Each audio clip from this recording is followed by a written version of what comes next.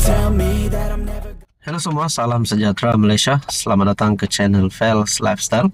Terima kasih kerana terus setia dan bersama di dalam channel ini. Tuan-tuan dan puan yang amat dihormati. Baru-baru ini kita pernah dikejutkan berkaitan dengan satu kabar angin ataupun satu isu kerjasama di antara UMNO dan juga Perikatan Nasional ataupun PAS. Dan banyak perkara ini ataupun isu ini mengundang banyak komen. Ada yang memberikan komen positif, ada yang memberikan komen negatif. Berkaitan dengan isu ini, menurut Khaled Nordin melalui perkongsian daripada Sinar Harian pada 27 Julai, UMNO mungkin sudah lenyap jika bersama bersatu dan Perikatan Nasional menurut Khaled Nordin. Sudah pasti perkara ini juga disokong oleh penyokong-penyokong UMNO. Mungkin tidak semua, tapi ada yang menyokong perkara ini. Bermakna ini satu lagi penolakan kepada PN dan bersatu. Bahkan kita dapat lihat apa yang terjadi kepada bersatu selepas wakil rakyatnya sendiri berpaling tada.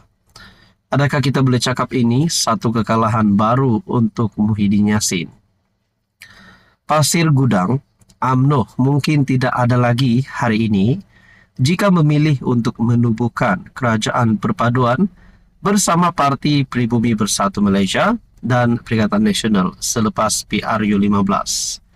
Naib Presiden UMNO Datuk Seri Muhammad Khaled Nordin berkata, tindakan UMNO bersetuju untuk menubuhkan kerajaan bersama PH dilihat tepat menerusi pembentukan jajaran politik baharu tanah air. Kita boleh katakan satu lagi kredit untuk Anwar Ibrahim. Dan ini satu lagi kekalahan yang baru saja diterima oleh PN dan Bersatu. Malah kata Khaled Nordin, pembentukan kerajaan perpaduan juga dilihat tidak menggadaikan prinsip dan nilai perjuangan UMNO yang didukung sejak penubuhannya. Semua pihak dalam UMNO di negeri ini perlu faham parti itu diasaskan daripada perjuangan kebangsaan yang berjaya memberikan kemerdekaan dan membawa pembangunan di negara ini.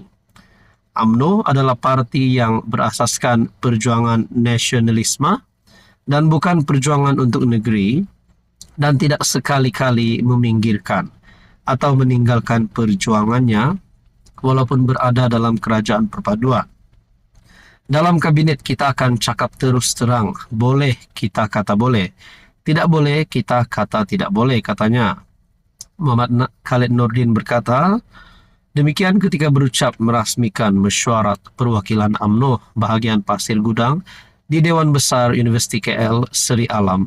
Jadi saudara-saudara yang amat dihormati, menurut Muhammad Khaled Nordin berkata, demikian bagi mengulas usul dari beberapa UMNO bahagian di negeri, antaranya di Tenggara dan Keluang yang mahukan parti itu memutuskan hubungan dengan PH, terutama di AP kerana melihat merugikan UMNO dan orang Melayu.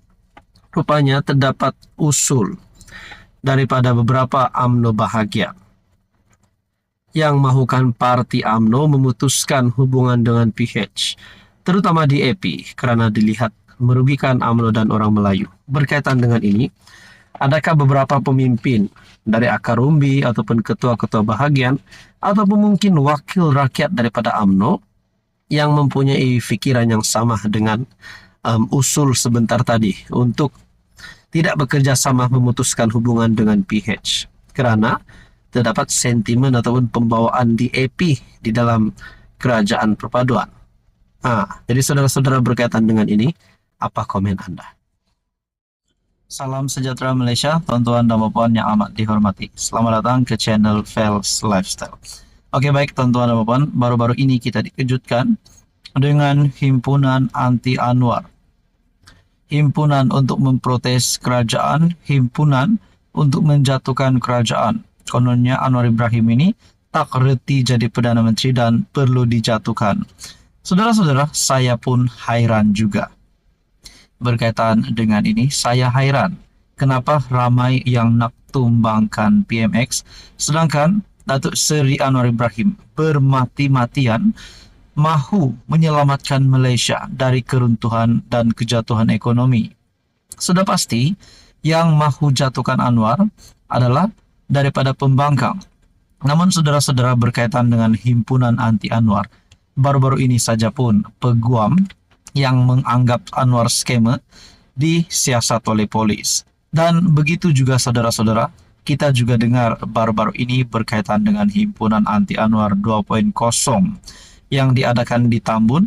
Rasanya belum kedengaran pun ada himpunan itu dilakukan, dan belum ada kabar pun adakah himpunan itu dibatalkan. Nah, berkaitan dengan ini, baru-baru ini saja polis sudah membuat kenyataan demo anti Anwar di Tambun tak patuh syarat. Nah, baru-baru ini pun himpunan anti Anwar yang dilakukan di Putrajaya, kalau saya tak silap, tak sampai pun 500 orang yang hadir. Bahkan ada yang membuat kenyataan melalui ruangan komen di seluruh media sosial dan juga di dalam channel YouTube yang berkata himpunan itu bukannya untuk memprotes kerajaan, melainkan untuk menyelamatkan tengkuk, menyelamatkan diri sendiri. Ada juga berkata himpunan ini bukan untuk menjatuhkan Anwar, melainkan menyelamatkan diri sendiri dan kroni. Ada yang kata menantu, menyelamatkan ahli keluarga dan sebagainya. Jadi aku pun heran juga, adakah himpunan anti Anwar ini yang kononnya diadakan di Tambun ataupun himpunan anti Anwar 2.0, himpunan selamatkan Malaysia ini dibatalkan. Sudah polis membuat kenyataan demo anti Anwar di Tambun tak patuhi syarat. Jadi selepas ini mana-mana demo ataupun himpunan yang dilakukan yang mungkin dijangkakan tidak mendapat kehadiran yang memberangsangkan. Kalau benar ada himpunan anti Anwar 2.0 ini pada masa akan datang, berapa ramai yang nak hadir? Dan sudah pun beberapa pemerhati politik berkata, perkara ini hanya buang masa, buang tenaga, buang uang, dan buang masalah terutamanya. Lebih baik tak perlu hadir perhimpunan ini. Kenapa nak sangat jatuhkan Perdana Menteri, sedangkan Anwar Ibrahim dalam keadaan yang berusaha untuk menyelamatkan ekonomi Malaysia. Bahkan pada bulan Julai ini sahaja, banyak berita baik yang kita lihat melalui perkembangan ekonomi terkini di Malaysia. Jadi saudara-saudara, Anda boleh komen, adakah Anda setuju himpunan ataupun demo anti Anwar ini diteruskan? Tidak kira di Tambun, di Putrajaya, di hadapan rumah Perdana Menteri ataupun di mana-mana.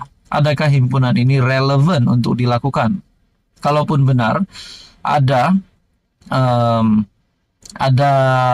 beberapa yang telah dijanjikan oleh Anwar ataupun kerajaan, rasanya bukan melalui demo untuk kita terjemahkan kepada kerajaan. Mungkin ada cara yang lain.